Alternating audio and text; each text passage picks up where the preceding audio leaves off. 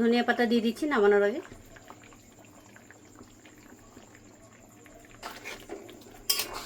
করলা ভাজা হয়ে গেছে, নামিয়ে নেব। নমস্কার বন্ধুরা, আপনাদেরকে সবাইকে পূর্ণিমাস কিচেনে স্বাগত। আজকে আমি আপনাদের সঙ্গে আরেকটা রেসিপি শেয়ার করব। আজকে আমাদের এখানে খুবই গরম দিচ্ছে, থাকা যাচ্ছে না। মানে সারাদিন ধরতে গেলে গাছের নিচে আমরা বসেছিলাম সারাটা দিন, এত গরম দিচ্ছে। তো আজকে যে রেসিপিটা করব সেটা ঝিঙে দিয়ে রেসিপি করে দেখাবো। তো ঝিঙেটা একদম পাতলা ঝোল, মানে বিনা মশলায় পাতলা ঝোল বানাবো। তো দেখতে থাকুন, আশা করছি খুবই ভালো লাগবে। তেল গরম হয়ে গেছে, সর্ষের তেল দিয়েছি। ফোড়নে দিয়ে দেবো জিরে তেজপাতা,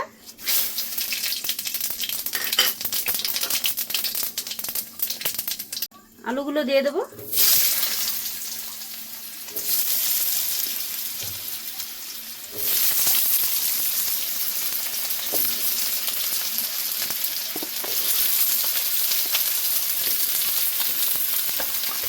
লঙ্কাগুলো দিয়ে দেবো।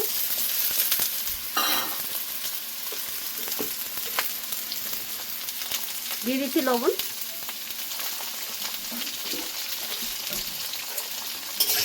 ভেজে নেব।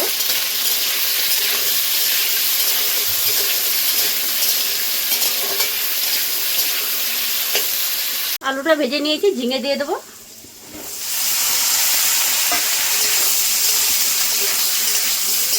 আলুর সঙ্গে একটু মিশিয়ে নেব। দিয়ে দিচ্ছি হলুদ গুঁড়ো, জিরে গুঁড়ো, লঙ্কা গুঁড়ো। কিছুক্ষণ ভেজে নেব।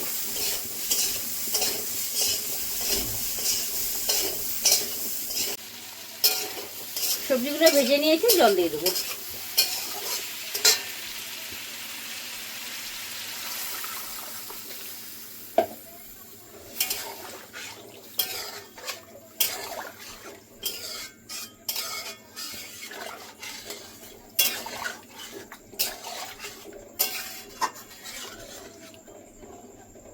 কিছুক্ষণ হতে দেবো।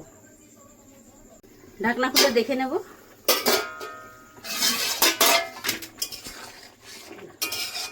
হয়ে গেছে। ধনিয়া পাতা দিয়ে দিচ্ছি নামানোর আগে।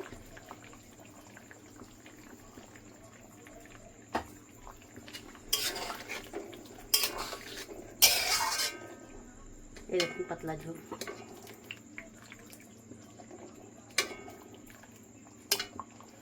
নামিয়ে নেব।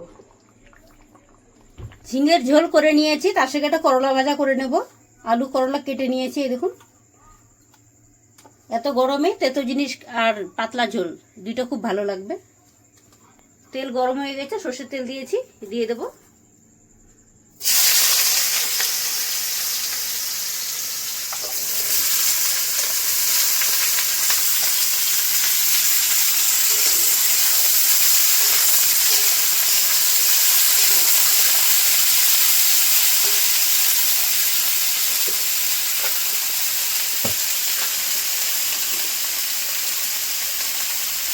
দিয়ে দিচ্ছি লবণ,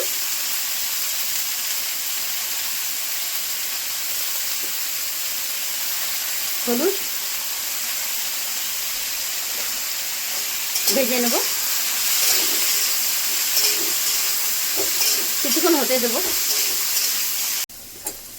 করলা ভাজা হয়ে গেছে, নামিয়ে নেব।